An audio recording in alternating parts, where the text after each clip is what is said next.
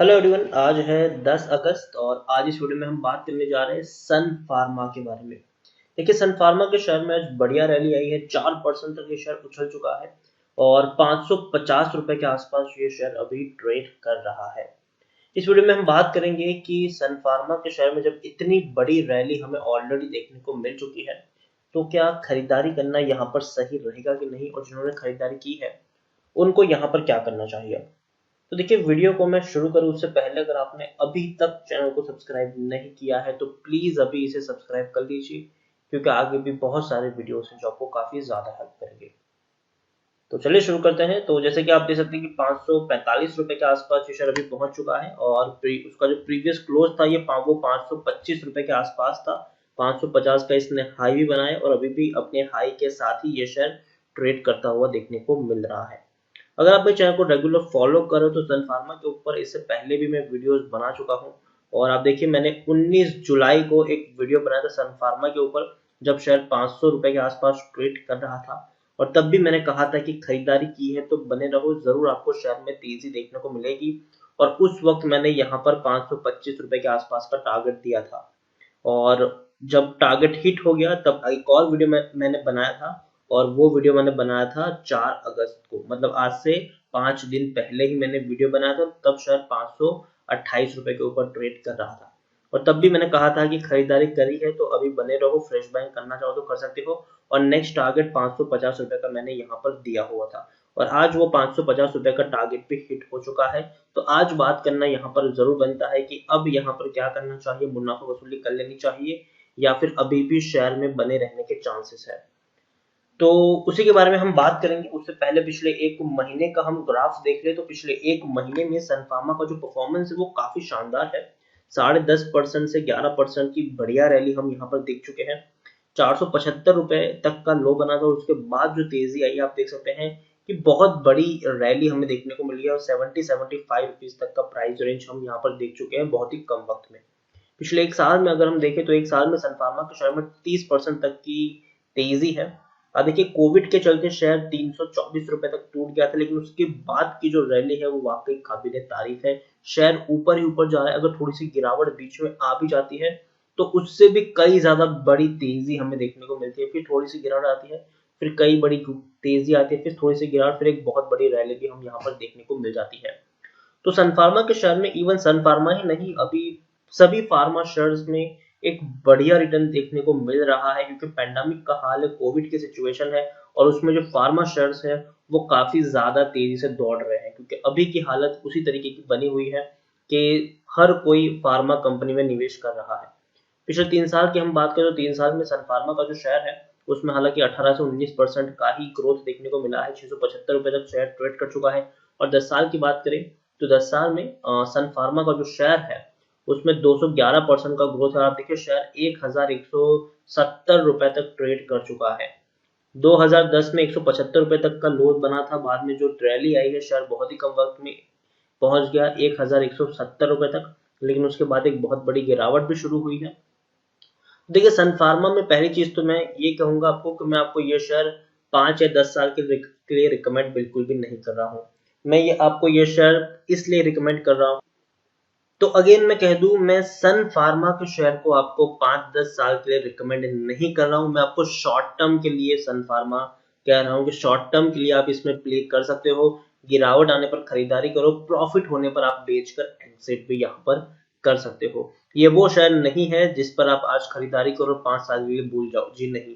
वापस इसमें गिरावट जरूर आएगी। अभी तेजी आने का रीजन सिर्फ और सिर्फ कोविड-19 का जो पेंडेमिक है उससे फार्मा कंपनियों में काफी बड़ी रैली देखने को मिली है। इसका मतलब ये नहीं है कि ये जो रैली है ये आने वाले 2-3 साल के लिए भी कंटिन्यू रहेगी, ऐसा बिल्कुल भी नहीं देखने को मिलेगा। जैसे ही वैक्सीन आ जाएगी, जैसे ही सिचुएशन नॉर्मल हो जाएगी, वैसे वैसे लोगों का जो इंटरेस्ट है वो फार्मा को बाद में लोग प्रॉफिट बुकिंग करेंगे और बाकी दूसरी कंपनियों में स्विच करेंगे।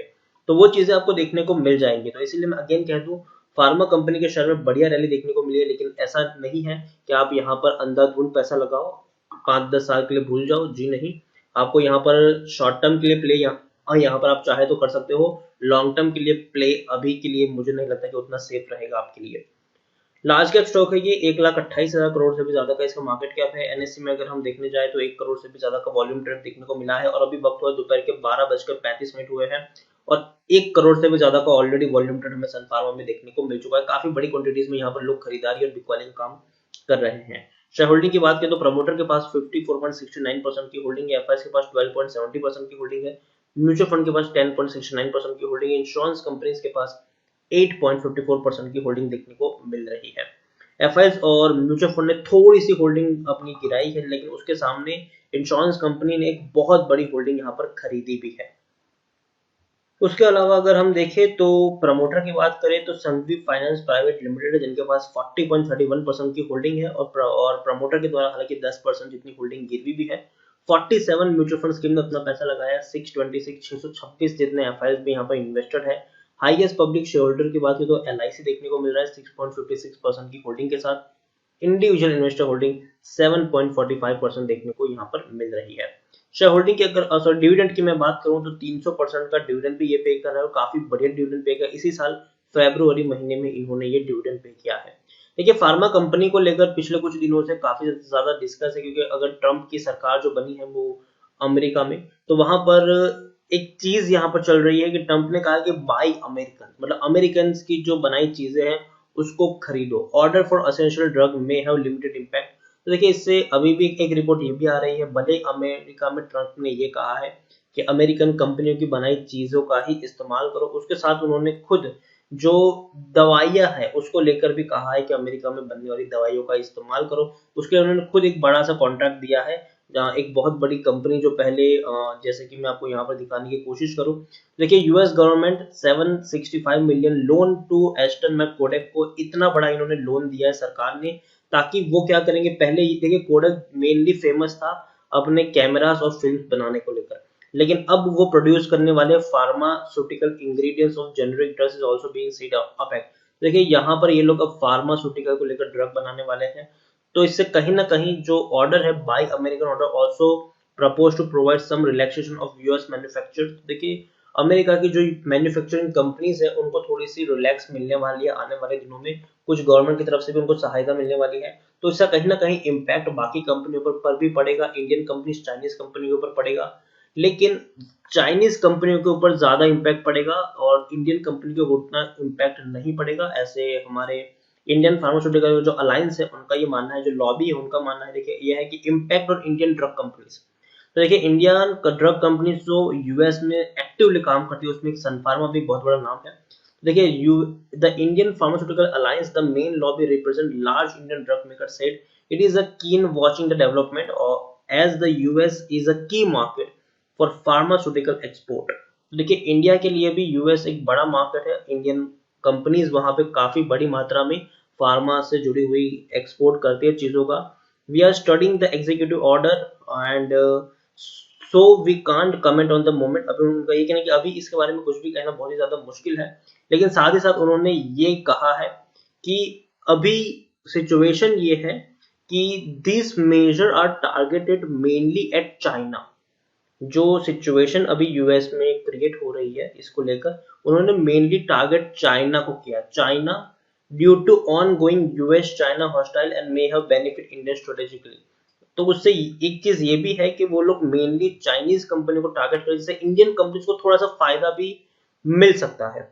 और pointing out that China is almost the only source globally for the fermentation based on API and the order target such procurement. और दूसरी चीज यहाँ पर यह है कि कहीं ना कहीं इंडियन फार्मास्यूटिकल कंपनीज की अगर हम बात करें, सिप्ला है, सन फार्मा है, डॉक्टर रेड्डीज है, लुपिन है, अरबिंदो फार्मा, वो सबसे बड़े प्लेयर है जिनका रिसर्च एंड डेवलपमेंट ऑपरेशन भी यूएस में होता है।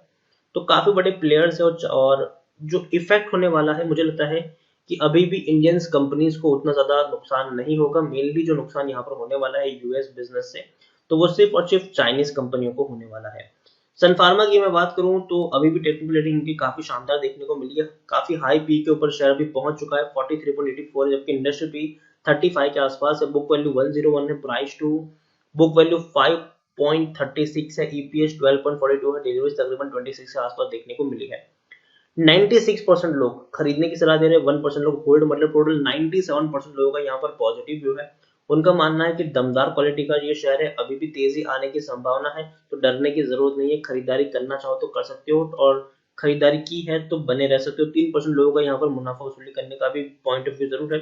हालांकि जून में इनको बहुत बड़ा लॉस हुआ था 2430 करोड़ का, लेकिन ये वन टाइम लॉस था क्योंकि उनको काफी सारी पेनल्टीज पे करनी पड़ी थी, और यूएस में उनके ड्रग ऑपरेशंस को लेकर काफी सारी पेनल्टीज उनके ऊपर लगी थी, तो वो वन टाइम उनकी फीस थी, और हो सकता है कि आने वाले दिन क्वार्टर्स में आपको अच्छे खासे रिजल्ट्स यहाँ पर देखने को भी मिल जाए।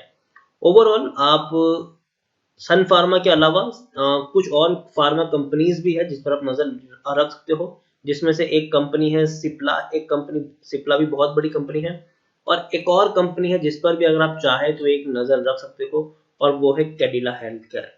तीनों कंपनियों के ऊपर आप नजर रख सकते हो, और अरविंदो फार्मा भी है, डॉक्टर रेड्डी भी है, वो भी काफी बेहतरीन कंपनी है। और जैसे कि मैं अपने हर वीडियोस में कहता हूँ, जो अगर मैंने फार्मा कंपनी के ऊपर कोई वीडियो बनाया तो मैं उसमें हमेशा कहता हूँ कि आने वाले 3-4 महीने फार्मा कंपनियों के हैं, तो खरीदारी की है तो बने रहो।